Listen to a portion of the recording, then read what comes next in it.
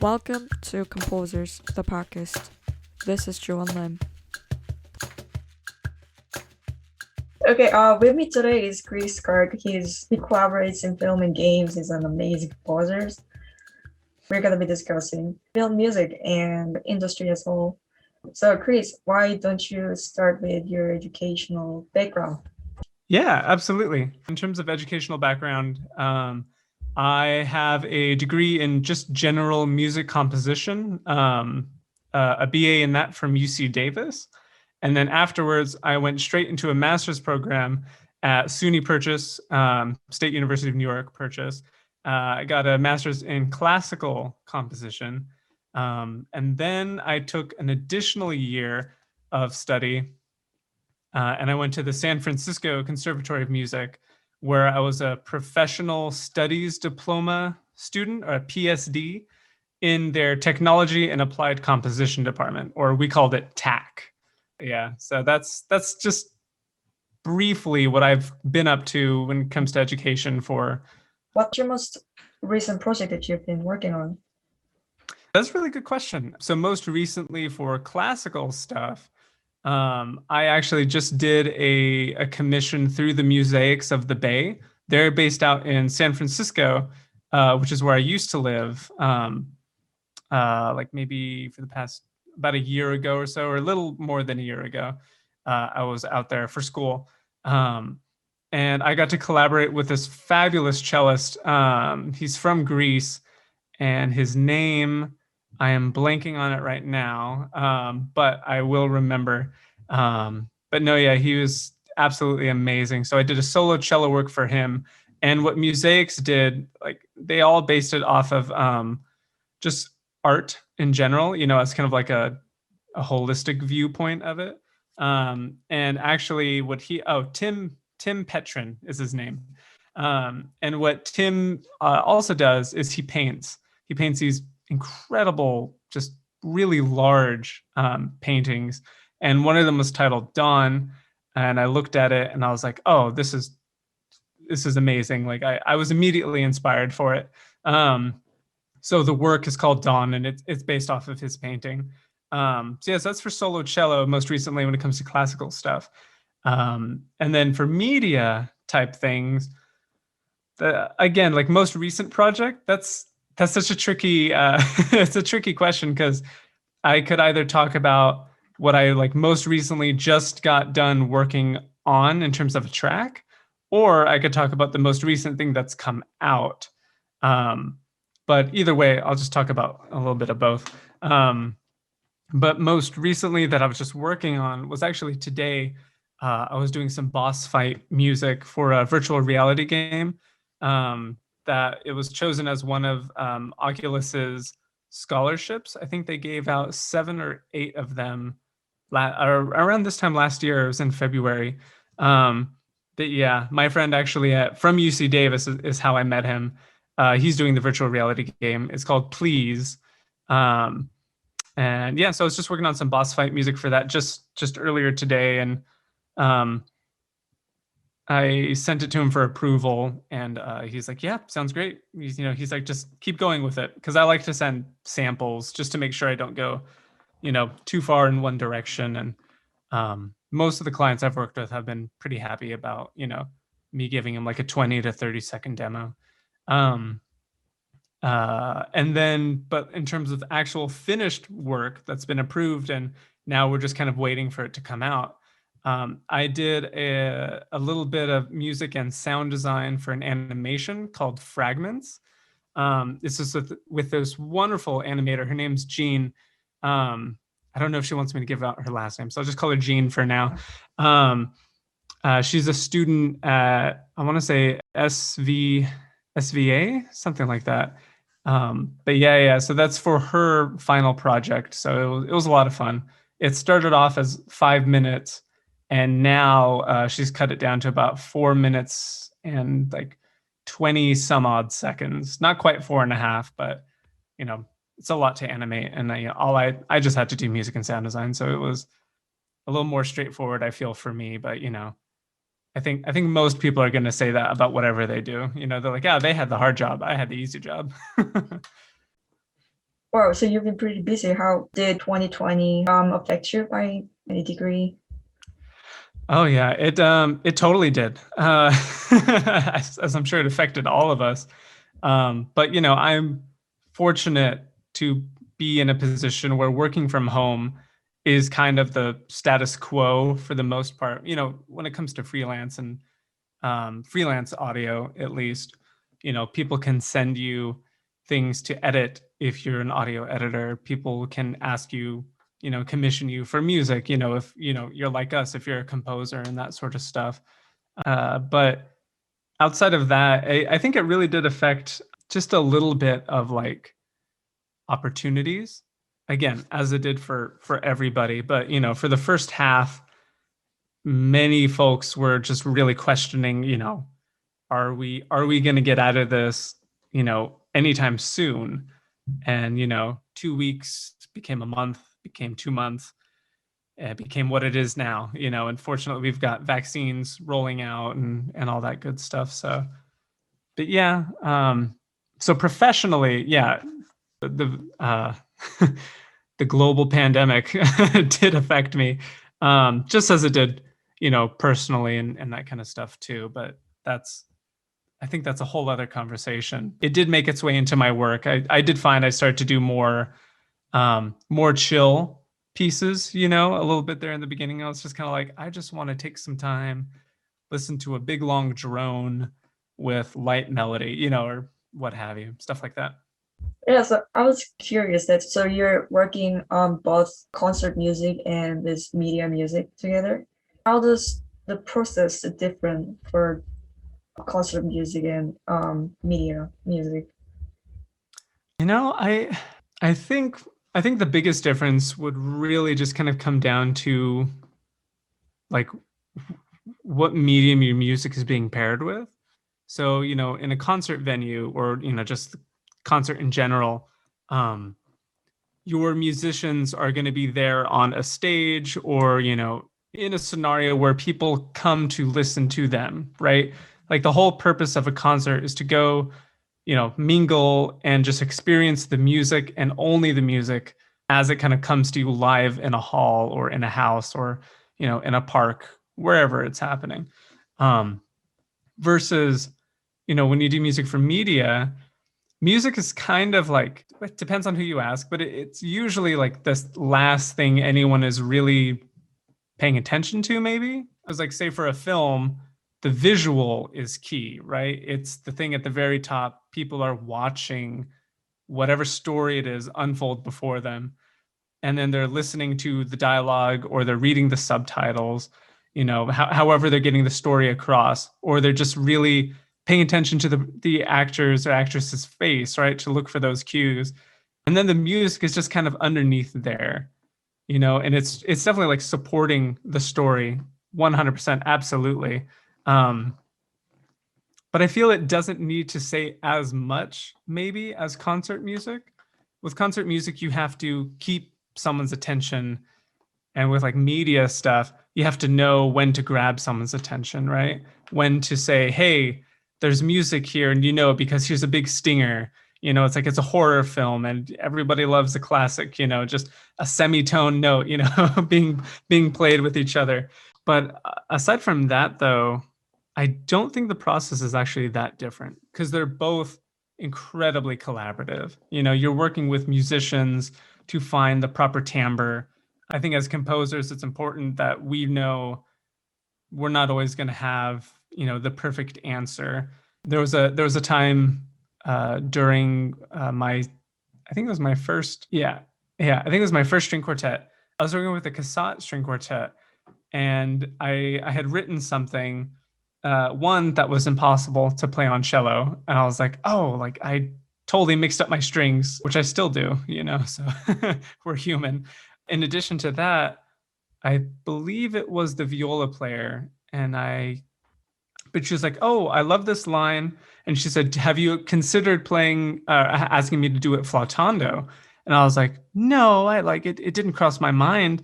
And I think a more inexperienced composer may have just said, oops, might have said like, oh no, I didn't consider flautando, but let's keep it normale here, please. Whereas I was more interested in collaborating with her, and I was like, no, but what does it sound like if it were flatando? And she played it for me, and I can't quite describe the quality of it, because I mean, flatando to me is a little more glassy, and it's a little more tender. And I was like, whoa, that works so beautifully. And then we rehearsed the section. She played it flatando. And from there on out, I was like, okay, this piece has changed now. That part is now going to be flatando. So, there's collaboration there. Same thing with media, where either you're working with a director, like when I was working with Gene on the recent animation, it was very much about finding the right sound, especially when it came to the sound design. I mean, literally finding the right sound.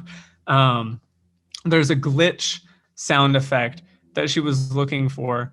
And, at first I tried to go very outside of the box. I was like, okay, what if I, take a flute sample and I bit crush it, and I, essentially down sample it.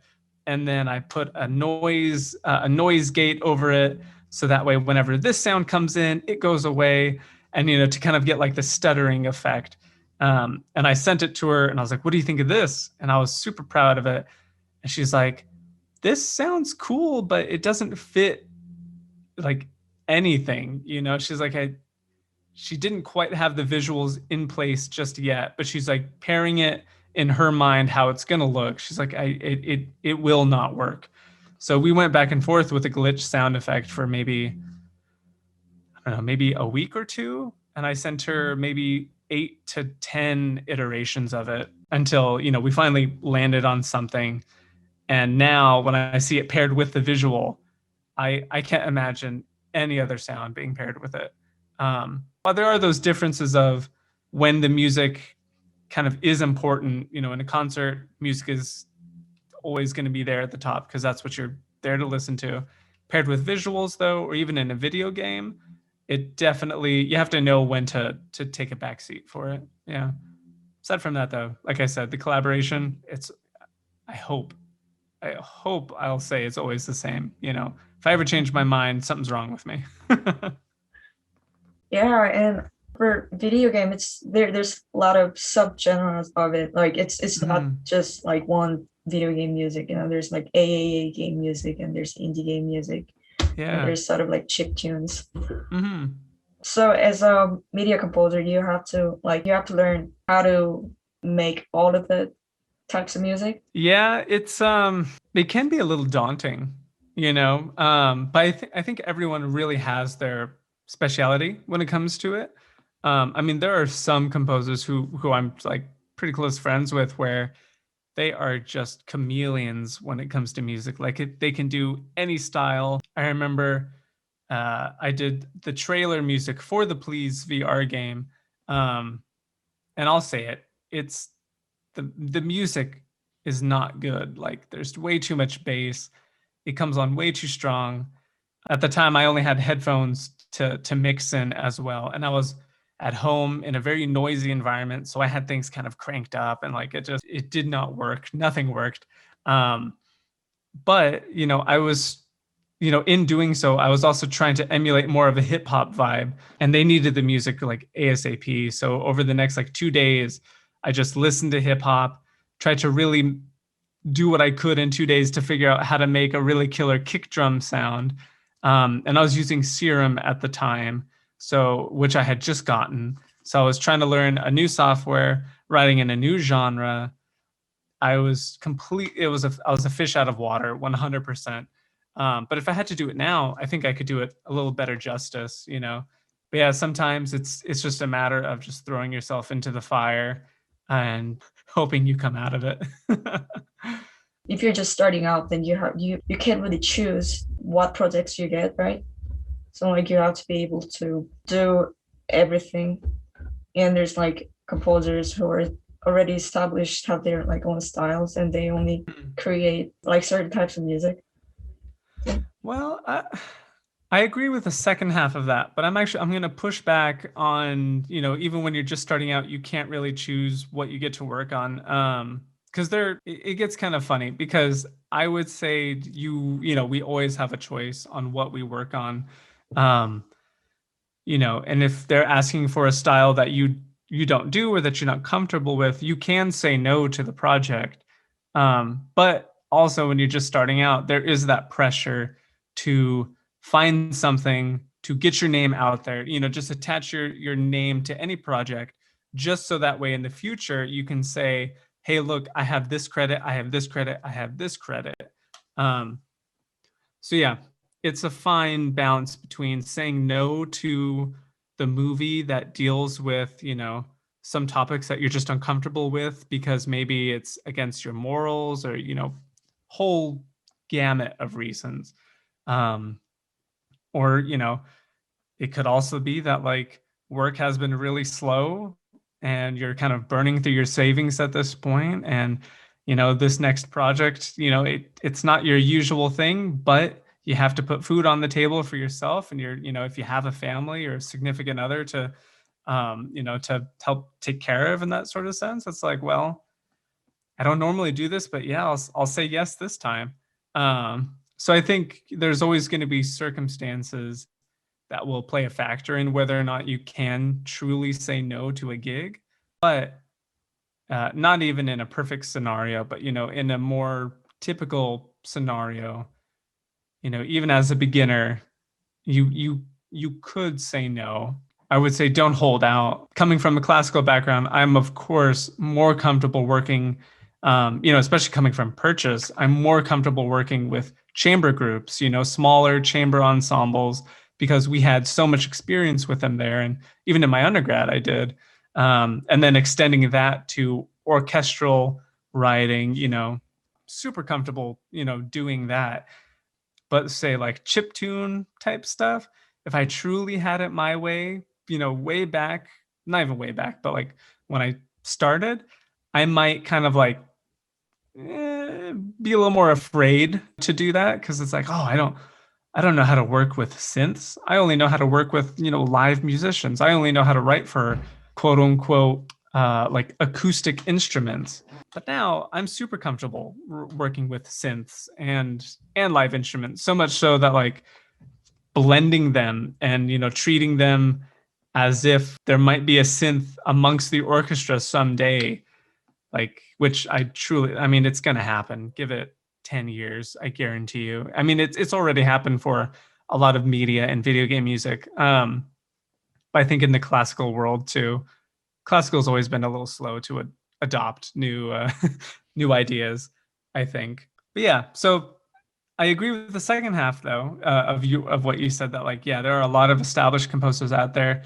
who very much have like their own style. Like we were watching a movie through Discord, we're doing like a little watch party type thing. And I heard the music and I was like, oh, this just sounds like Howard Shore. I was like, but I'm not sure.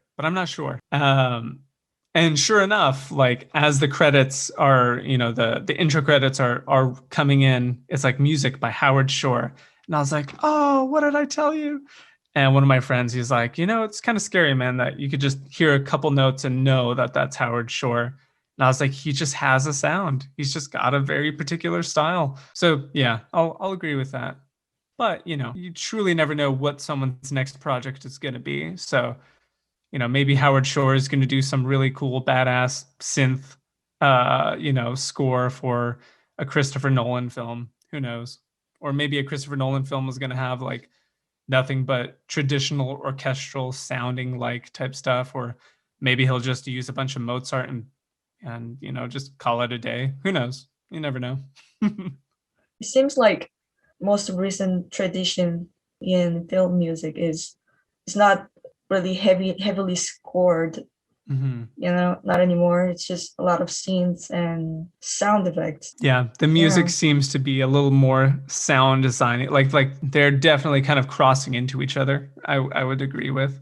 I think a lot of that too just comes from the idea, or maybe even just like the kind of like pushing oneself to be like, okay, I know I can score this scene using, all the notes, at my disposal, but can I do it just using two notes, or can I do it with a solo instrument, or, can I do it by just really just taking a sound and morphing it in such a way that you would never think it was musical by itself, but in this setting, it becomes a musical. The composer Hildur, she did Joker, Chernobyl, and her how she conceived the idea for the soundtrack to Chernobyl, absolutely amazing. Like very sound designy, and then turning it into something incredibly musical. She's someone who is like, oh, I would love just to, just have a conversation with, with you about music or hear her process. And there's plenty of interviews too out there. But yeah, she's definitely changing, I think, what it means not to be a composer, but like to put sound to picture and what exactly that means, or I guess inexactly. Yeah, super cool stuff. Yeah, are there any other composers that have been influential to you? I mean, yeah. Short answer is yes. From my teachers, Laura, and my teacher at UC Davis, Kurt, and Lori was her name, Lori San Martin, Kurt Rohde, and then at Purchase, I was with Gregory Spears and Laura Kaminsky. Get all those name drops in there for them. So just how they influenced my work and helped guide me. But also like folks in media, not so much how they write their music, I would say, but more about sometimes their ideas of what music is. Austin Wintory, I think he has some very just really interesting ideas on music, and if you look at his scores, they're just immaculate. And I don't mean, from a layout, like, oh, look at the actual score, look at how the notes are. But I mean, just like as a whole, for his OSTs and stuff like that, his original soundtrack, they're just masterworks. And then one of my friends, Ryan Ike, his music is, again, absolutely incredible. But I'm more influenced by his attitude when it comes to composition and also just when it comes to being a decent human being. I think it's important not to just look at composers as people who churn out music or people who do sound design or who can write a killer violin solo. I'm very much a kind of a person who cannot really separate the art from the artist. So I do like looking at the person from a holistic point of view and be like, okay, like how do they carry themselves in various scenarios? How are they just interacting with people? Do they interact with people? And if they don't, I mean, we all have our own reasons, but it's like, okay, then how, it's like, where do they get their ideas? Like I'm very much a believer that we're all just sort of like picking ideas from each other based off of our interactions and stuff like that. Yeah, so those two though for media immediately come to mind. So Austin and Ryan, as well as my friends. I mean, technically we're all colleagues, but many of them just continue to just influence me tremendously. And like I said, not just through their music, but just them as people, always trying to aspire to be better. Well, how did you get into video game film music, like on first hand? In undergrad, talking with people, I found that I was actually kind of the odd one out. Like many of them were like, oh, like the first music I remember, it's like, it was a Bach cantata, it was Beethoven's Fifth. It was a lot of people's, when they're kids. But for me though, as a kid, like the first music I remember was video game music. Specifically, it was Koji Kondo, the composer for The Legend of Zelda, the whole series, but it was the Ocarina of Time one. Yeah. I just remember like absolutely loving that. And I was like, oh man, I want to do music.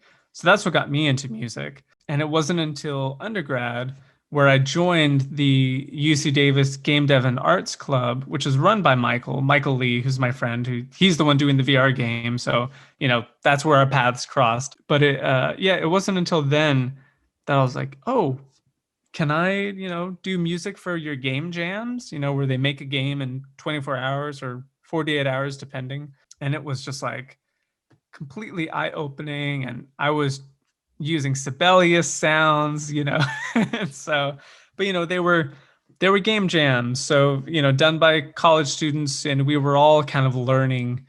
They were learning how to code as I was learning how to, like super slow down, something just to make it, fit within a certain time frame. And it didn't really become serious until the end of UC Davis when I got to work on a project called Research, RE:search, which is actually, it was an educational game for UC Davis for use in their intro to research class is what it's used for.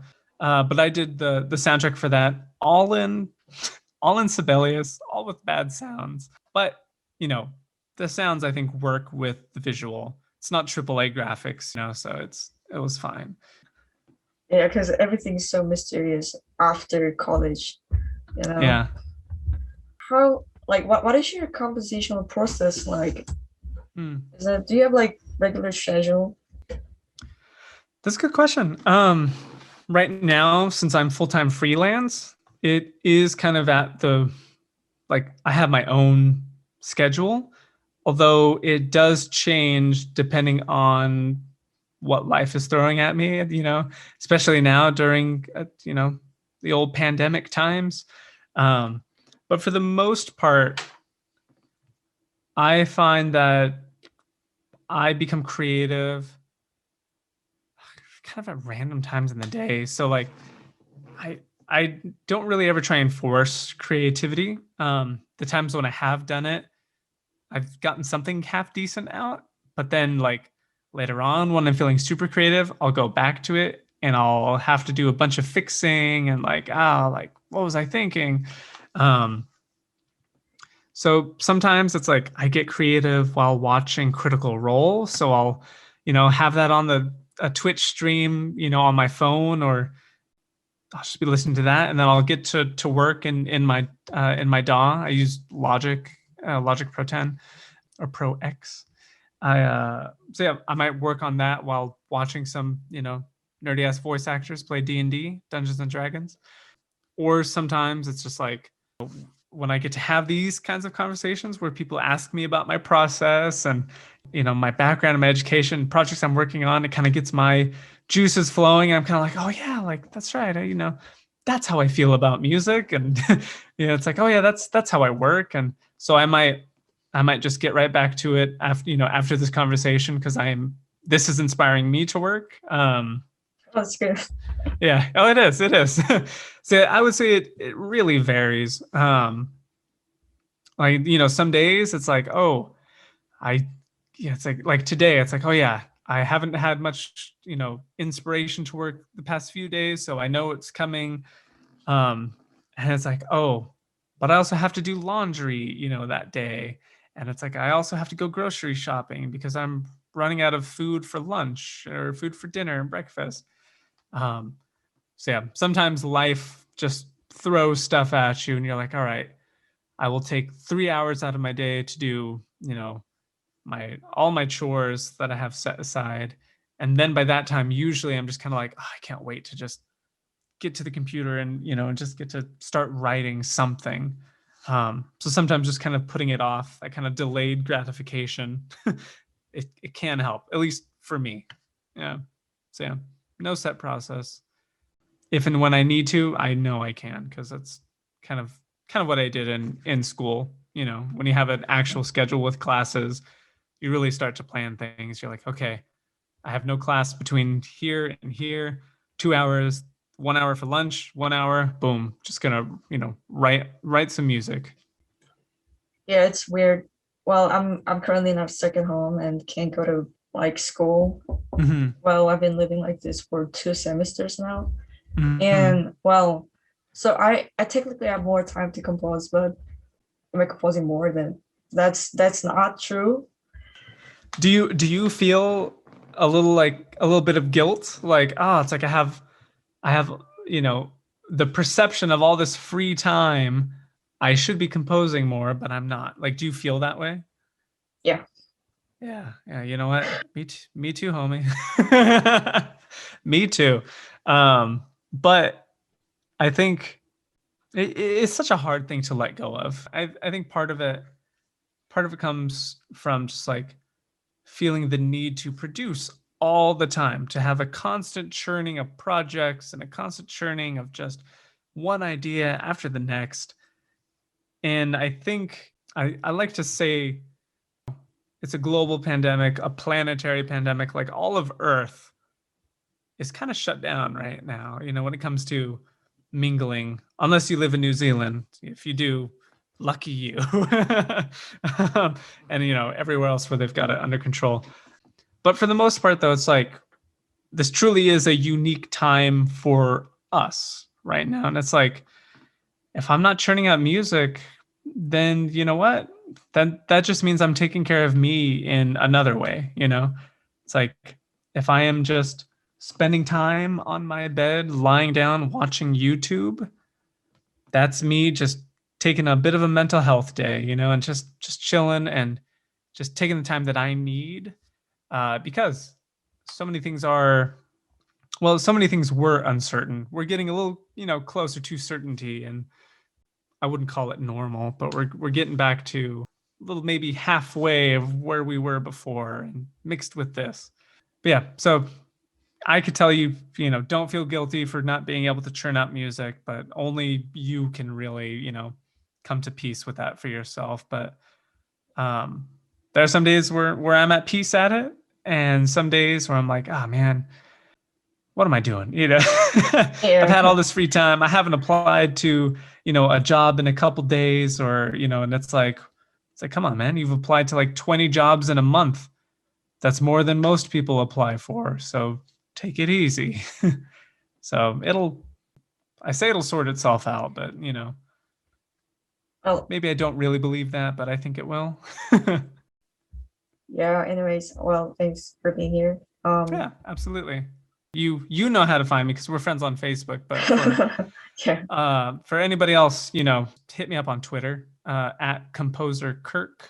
That's my handle pretty much on all social media. So Twitter, Instagram, Bandcamp, if you're feeling generous, composerkirk.bandcamp.com. You can listen to my music there. And then I have a YouTube channel, all that stuff. That one, just look up Kris Kirk. You should find it. Yeah, anyways, all that good stuff. That's where you can find me. Thanks for listening to Composers, the podcast. I hope you enjoyed the episode.